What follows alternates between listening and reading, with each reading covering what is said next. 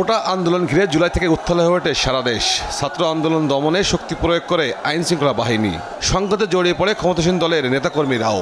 ব্যাপক প্রাণহানির পর ছাত্র জনতার গণ অভ্যুত্থানে দেশ ছাড়তে বাধ্য হন শেখ হাসিনা। ছাত্র জনতার আন্দোলনে হওয়া মামলার বিষয় নিয়ে সংবাদ সম্মেলনে আসেন আইন উপদেষ্টা ডক্টর আসিফ নজরুল। চলতি মাসেই সব মামলা প্রত্যাহার হবে উল্লেখ করে সাফ জানান, এই হত্যাকাণ্ডে জড়িত কেউ ছাড় পাবে না। এই বিচারটা করা যায় নাকি সেই ব্যাপারে আমরা বদ্ধপরিকর, এবং এই বিচারের আওতায় সর্বোচ্চ পর্যায়ে, বিগত সরকারের সর্বোচ্চ পর্যায়ে ব্যক্তিদের সংশ্লিষ্টতা খতিয়ে দেখে ওনাদেরও বিচার করা সম্ভব বলে এটা আমরা মনে করছি। ভিকটিম পরিবারের ন্যায় বিচার পাওয়ার সবচেয়ে বড় একটা স্কোপ তৈরি হয়েছে।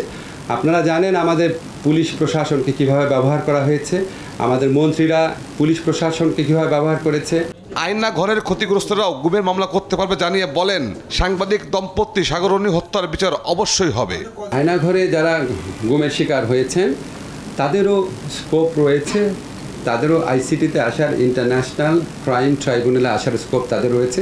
আপনারা মনে রাখবেন, এই ট্রাইব্যুনালে যে কোনো ব্যক্তি মামলা করতে পারে, এমনকি স্টেটও মামলা করতে পারে।